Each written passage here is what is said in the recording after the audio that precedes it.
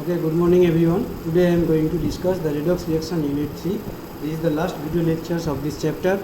So today I am discussing some numerical problem and MCQ questions. Okay. So in the last video lectures I have discussed one important numerical problem, how to find out the W and E, C, T, etc. So the second numerical problem, calculate the amount of electricity required to deposit copper of thickness 10 to the minus 5 centimeter on a plate having an area of 100 square centimeter. Calculate the amount of electricity required to deposit copper of thickness 10 to the minus 5 centimeter on a plate having an area of 100 square centimeter. Using copper sulfate solution, density of copper 8.94 gram per cc and copper atomic weight 63.5. Okay, so first you go through the problem 2 to 3 times. Calculate what amount of electricity.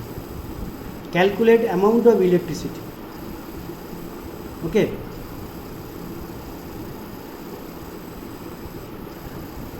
Required to deposit copper of thickness 10 to the minus 5 centimeter on a plate having an area 100 square centimeter. Okay. So mass of copper deposited, what? Volume into density. Okay. So we have to use this value, area. So mass of copper deposited, volume into density, D equals to M by V, So area into thickness into density, volume. Volume is area into thickness. So area 100 into 10 to the minus 5. Okay. So that is the thing, you have to do it, otherwise nothing else. So you have to volume, you have to find out the first volume. Volume no, area into thickness. Area is given 10 to the minus 5 and 100. Same unit, centimeter, and 8.94 gram per cc. So 894 10 to the minus 5 gram. You get the value of mass of copper deposited. Okay.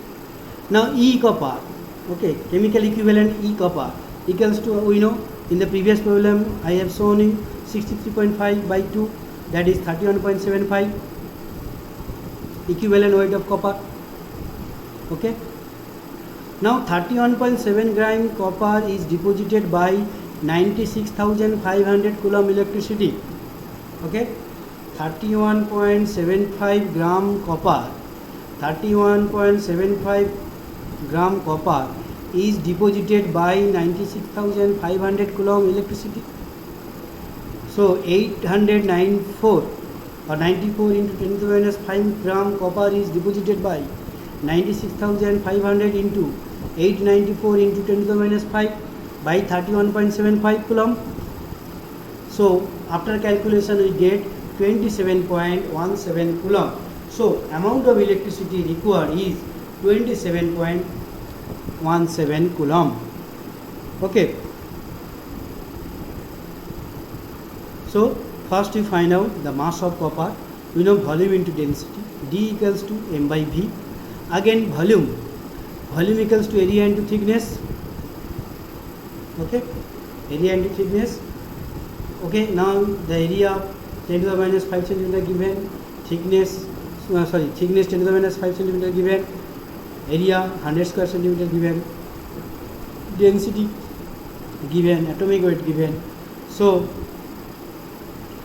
mass, you get the mass 894 10 to the minus 5 gram.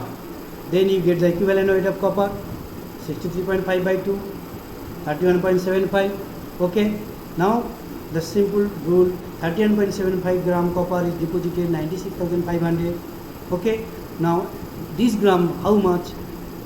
For this gram, 894 10 to the minus 5 copper is 96,500 into 894 into 10 to the minus 5, 31.75 coulomb. So amount of electricity required is 27.17 coulomb. So this is also very important problem. Next, move on.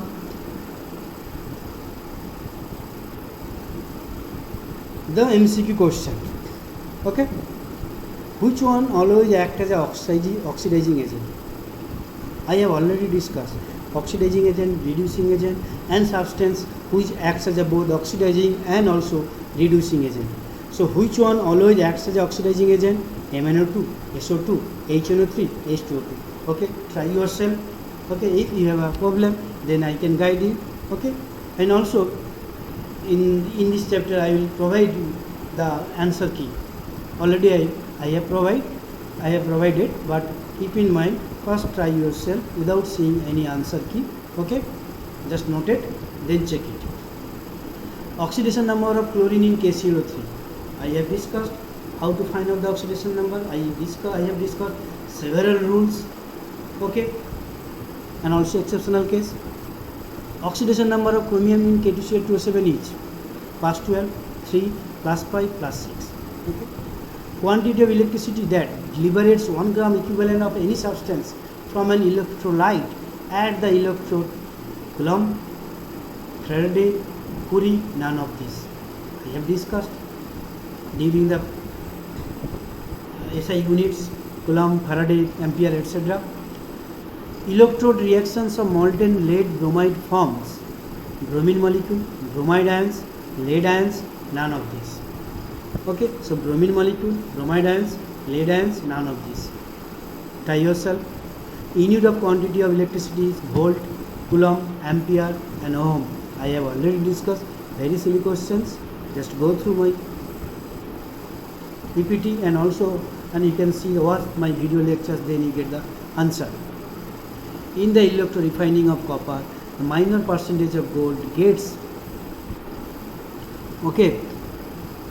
mulated.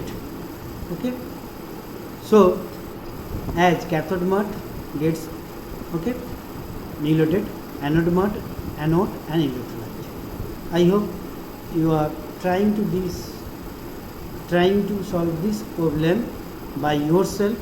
If you are failed, then you go to the answer key section, check the answer key, and also realize whether the answer is right or not. What is the explanation behind this? Next, move on.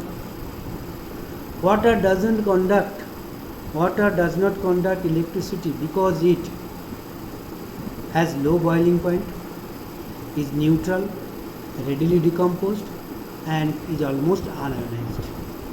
Water does not conduct electricity because it has low boiling point, is neutral, readily decomposed, is almost unionized. So electricity, conduction and electricity possible when the ions are possible, when ions are available.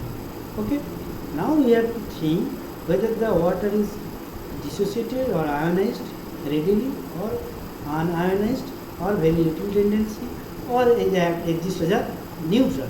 So you have to decide. If you decide, then you get the answer. Okay, electrolytic conductions dash with the rise of temperature. Electrolytic conduction increase with rise of temperature, decreases with rise of temperature, and remains constant or none of these. So as I told you, electrolytic conductions, okay, with rise of temperature increases or decreases. As you know, what will happen if temperature increases, the electrolytic conduction dissociation will be increases. If dissociation increases, we have more number of ions. If more number of ions, then what will happen? As I told, the conduction depends on three factors: size of the ions or charge of the ions, mobility or speed of the ions, and number of ions. These are the three factors on which the conduction of an electrolyte depends. Okay, if size same, it cancel out. Charge same, cancel out. If when size same or charge same, then their mobility or speed of the ions will be same. Okay, higher the mobility, greater is the conductance. So if we get more number of ions, then with rising temperature generally number of ions we get more. So what will happen? Conduction will be more or less. I already explained it. Now do yourself. Next, electrolysis of fused sodium hydride. Electrolysis of fused sodium hydride liberates a gas at the anode named as what is electrolysis of fused sodium hydride NaH liberates a gas at anode named as hydrogen, oxygen, nitrogen, none. I have discussed this thing during the discussion of rule of oxidation number, how to find out. sodium hydride, boron hydride. Okay, I think you understood. Try yourself. Solid NaCl is a dash conductor of electricity. Solid NaCl, dash conductor of electricity. Good, semi, bad, none. These are the very good questions. You know, solid NaCl. Solid NaCl nothing but ionic compound.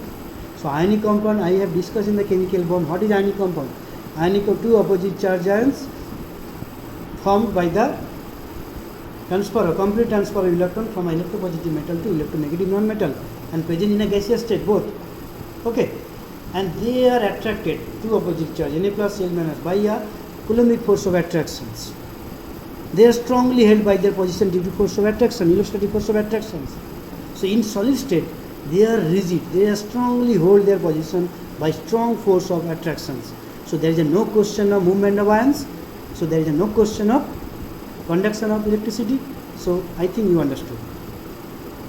Molten NaCl conduct electricity. Molten NaCl conduct electricity due to presence of free electrons, free Na plus Cl minus ions, free NaCl atoms, free molecules. This is also just tricky question, same question. So ionic compound shows conductivity in molten state or fused state or in aqueous solution when dissolved. NaCl being a strong electrolyte, when dissolved in aqueous solution, what will happen? It gets dissociated Na plus Cl minus completely. Now in the molten state it dissociated. So dissociated like Na plus Cl minus. That means we have different ions, Na plus Cl minus ions. So we have a free ions, Na plus Cl minus ions, and conduction arises due to the ions, not only neutral Na and Cl. So ions are responsible for the rising of conduction, the conductivity. Okay. So identify the primary standard solution. This is also very important. Primary standard solution, what? Primary standard solution are those solutions which are present in the pure state, does not react with moisture, carbon dioxide, etc., which has a definite strength.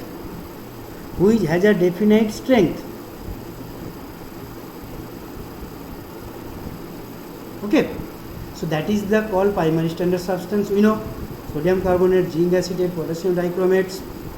Okay, so here is choose potassium dichromate, sodium oxalate, potassium dichromate, oxalic acid. What? So primary standard solutions, oxalic acid solutions, sodium oxalate, potassium dichromate. So all of these you just choose it. Permanganometry involves titration with, I have already discussed, three types of redox reaction: permanganometry, dichrometry, iodometry, ideometry. So permanganometry involving what? KMnO4, K2HCl7 or K2SO4 solution or KOH solutions. Okay, just follow the video lectures, watch the video lectures, go through the PPT carefully, we get the all answers. We don't need to see the answer key. Okay. Next, titration of iodine liberated in a quantitative redox reactions. Titration of iodine liberated in quantitative redox reactions by a standard solution of reducing agent is called iodine. So I have discussed iodometry and ideometry. So you get this iodometry, ideometry, get the answer, very simple answer, whether it is iodometry or ideometry or both or none of these. Okay. Next, redox indicator, which is deep red, is reduced form is redox indicator, which is deep red. I have discussed redox indicator along with table, the color of the redox indicator, reduced form, oxidized form, and also E0 halo. So remember this table, you get the answer deep red. So deep red, what? Deep red color in reduced form. So we have to choose which indicator out of 4 indicator: diphenylamine, methylene blue, methylene red, ferroin, all of the redox indicator. Whose indicator color is deep red in the reduced form? You have to find out or choose out of 4 options. That is very good questions. Electrolyte used in lead storage cell. So electrolyte used in lead storage cell: dilute H2SO4, dilute NaOH, aqueous KOH, none of these. I have discussed in the previous video lectures under redox reactions, lead storage cell, nickel cadmium batteries.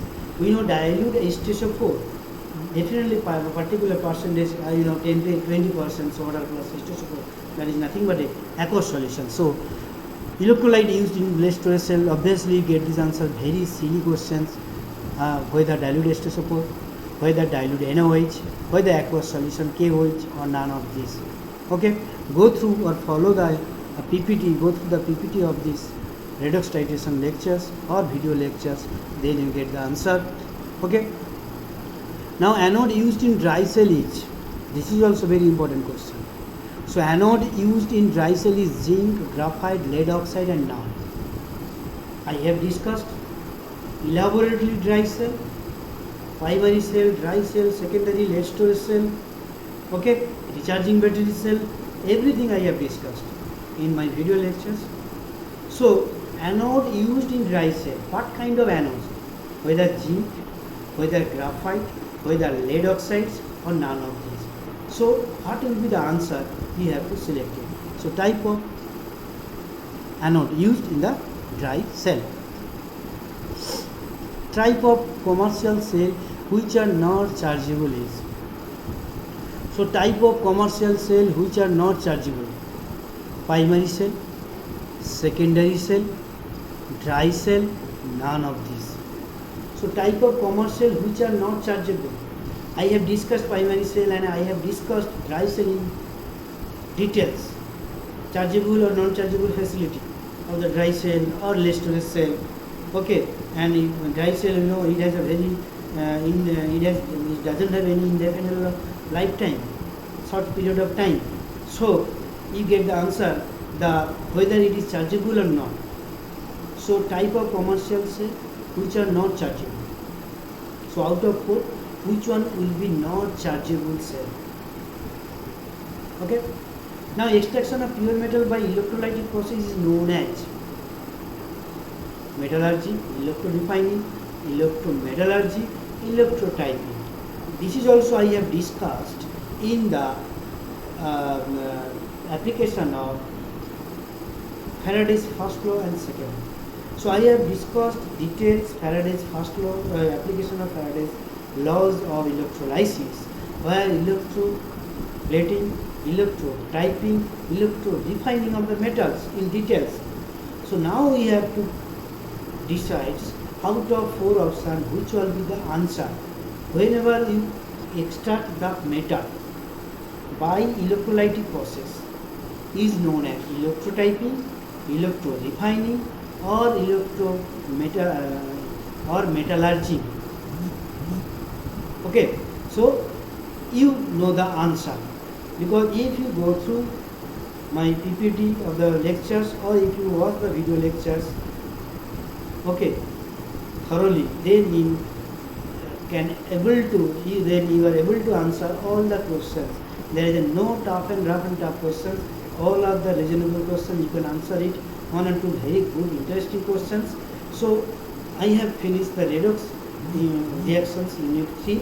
So I have discussed so many MCQ questions and also numerical problem for Faraday's laws of electrolysis, and also I have discussed the very important in the redox, what is the oxidation, reductions, what is the redox indicator. Okay, we know what is the color change and of the reduced form and oxidized form. Okay, and there is zero value. What is primary cell, what is dry cell, what is lead storage cells, their graphical representation, their reaction involved, their also uses. Okay, and also the electrochemical series, galvanic series, and function of solvents, and also representation of galvanic cell, and importance of application of electrochemical series is also very important.